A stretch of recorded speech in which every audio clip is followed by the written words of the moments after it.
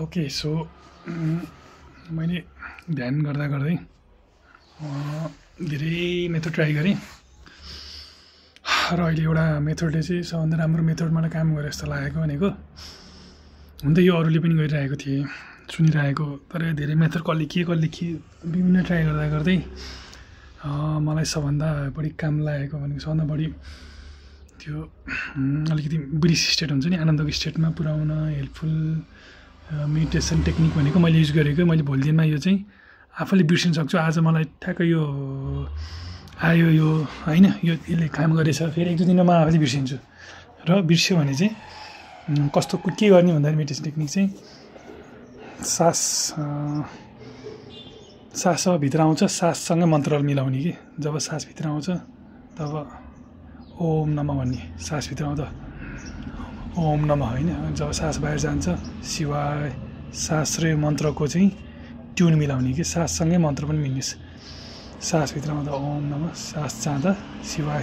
त्यसले गर्दा के भयो भने सासको फोकस पनि भयो सासको फोकस पछि प्रेजेन्ट मोमेन्टको फोकस भयो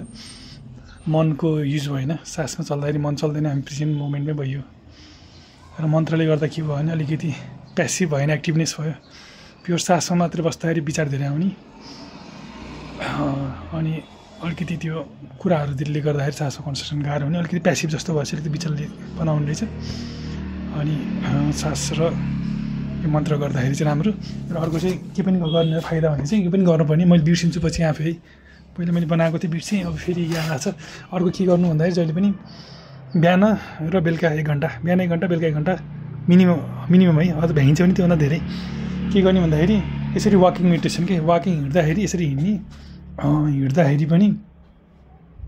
यसरी हिँड्दाखेरि त अझ सजिलो हुन्छ सास किनकि एक्सर्साइजले गर्दा सास हाम्रो अझै तेज हुन्छ सास थाहा पाउनु सजिलो हुन्छ त्यसो थाहा पाउँदा हिँड्दाखेरि पनि भित्र आउँदाखेरि सासभित्र आउँदा ओम नमः सास बाहिर जाँदा शिवाय ओम नमः सास बाहिर जाँदा शिवाय ओम नमः शिवाय हो त्यसरी गर्ने र मैले अर्को अझ त्यसलाई सजिलो होस् अझ विचारलाई चाहिँ सकेसम्म चाहिँ हाम्रो विचार किन आउँछ भने हामी जस्तो फिल्म हेर्दा आउँदैन नि जब यही क्षणको वर्तमान क्षणमा स्टिमुलस नभएपछि दिमागले नपाएपछि विचारमा जाने हो कि मन सक्रिय हुने हो कि यो प्रेजेन्ट मोमेन्ट स्टिमुलस अलिकति धेरै होस् भनेर मैले एउटा हिँड्दाखेरि यसरी सासलाई फोकस गरेर सास प्लस मन्त्र पनि गर्ने र अर्को चाहिँ मैले के पनि गर्न थालेँ भने त्यो माला हुन्छ नि 108 माला त्यो माला पनि जप्ने कि ताकि चाहिँ त्यो दिमागलाई हातको पनि काम आओस् कि जस्तो एकचोटि ओम नमः शिवाय भनेपछि ठ्याक्कै एकजना माला घुमाउने यसरी हिँड्दै त्यसरी गरेपछि चाहिँ ठ्याक्क त्यो मनलाई चाहिँ बाहिर प्रेजेन्ट मोमेन्ट हुन हात पनि इन्भल्भ भयो मन्त्र भनेपछि मन पनि इन्भल्भ भयो सास थाहा पाउने भनेपछि हाम्रो शरीरले संवेदना थाहा पाउने हो सासको होइन शरीर पनि इन्भल्भ भयो हात पनि इन्भल्भ भयो मन पनि इन्भल्भ भयो र यसरी हिँडेपछि एक्सर्साइज पनि भयो दिमागलाई पनि रेस्ट पनि भयो लगभग त्यो गरेपछि 1 घन्टा 2 घन्टा गरेपछि मनमा छुट्टै त्यो एउटा आनन्द एउटा कामने जस्तो आयो कि अनि त्यसरी गरिसकेपछि त्यसपछि हामी यसरी बस्दाखेरि यसरी बसेर मेडिटेसन गर्नु पर्दाखेरि पनि ठ्याक्कै त्यही गर्ने ठ्याक्क अब सासलाई चाहिँ बसेर गर्दाखेरि चाहिँ सासलाई जबरजस्ती आउन जान नदिने प्राणायाम जस्तो नगर्ने अथवा सुरुमा पहिले प्राणायाम गरेर सक्न सकिन्छ प्राणायाम गर्दाखेरि चाहिँ प्राणायामै भयो होइन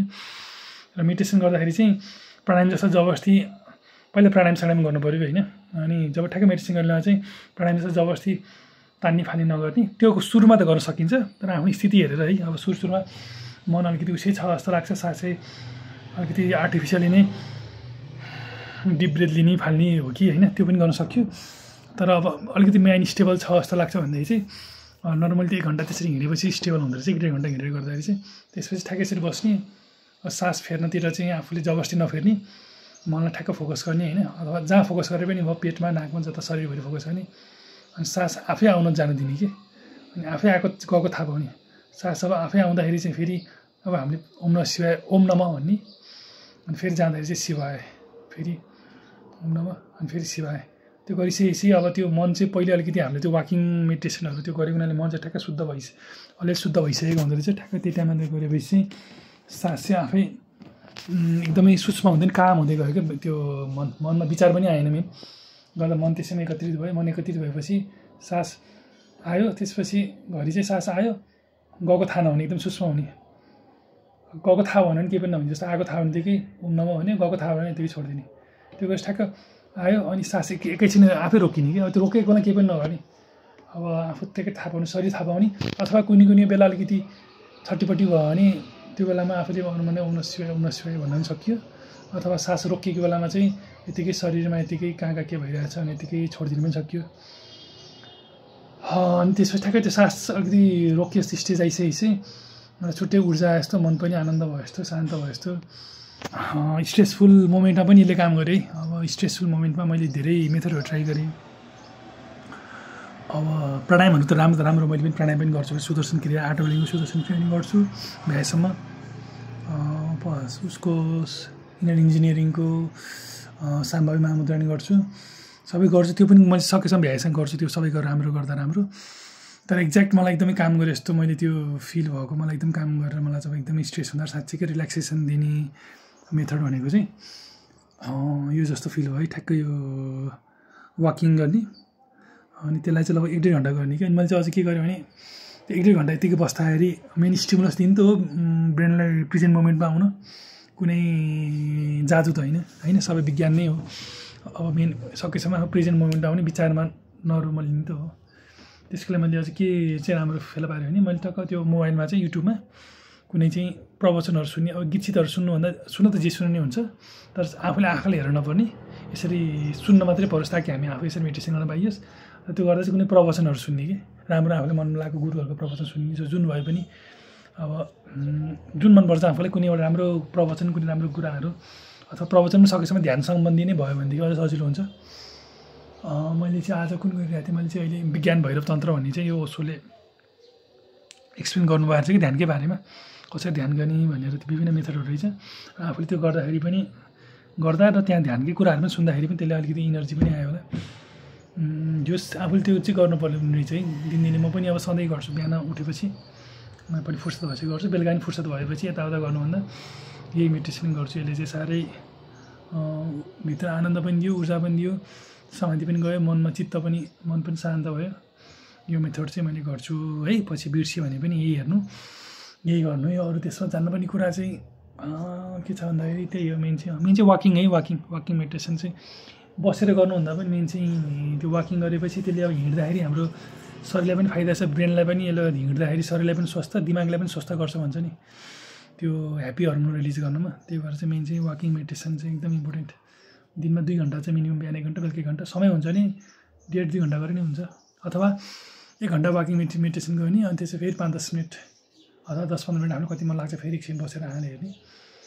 अनि फेरि त्यसो वाकिङ मेडिटेसन गर्न सक्यो होइन अनि यसो आँखा बसेर गर्दाखेरि चाहिँ माला अहिले वाकिङ मेडिटेसन गर्दा मैले माला जप्दाखेरि चाहिँ मलाई राम्रो भयो वाकिङ मेडिटेसन पहिला गरेँ तर पहिलाभन्दा अझ मैले माला पनि इन्क्लुड गरेँ नि त्यसले अझै बढी इफेक्टिभ भयो जस्तो लाग्यो यसरी बस्दाखेरि मैले माला लिएर त गरेको छैन त्यो माला लिएर पनि सायद गर्न सकिन्छ मन अलिकति धेरै चञ्चल भयो जस्तो लाग्यो भने यसरी बसेर गर्दाखेरि पनि त्यसमा एउटा माला पनि हात गरिदियो भने हात पनि इन्भल्भ भयो त्यो पनि सकिन्छ यो मेथड एकदम काम लाग्ने मेथड हो पछि बिर्सियो कुनै दिन तिमीलाई एकदम समस्या भयो तिम्रो दिमाग अन्त्य भयो भने पनि हे सञ्जीव यो मेथड चाहिँ तिमीले युज गर है यो मेथडले तिमीलाई काम गर्छ जहिले पनि काम गर्छ जहिले पनि दुःख पर्दाखेरि तिम्रो मनलाई गाह्रो हुँदाखेरि यो मेथडले काम गर्छ यो मेथडमा तिमी फेरि जान सक्छौ ल सञ्जीव है त आफ्नो ख्याल गर्नुहोस् सबैजना अरूले सुन्नुभयो भने पनि म युट्युबमा हाल्छु ताकि मेरो मोबाइलमा उस्नुहोस् कसैले सुन्नुभयो भने पनि यसलाई युज गर्नु र आफ्नो ख्याल गर्नुहोस् है सजिलो बाटो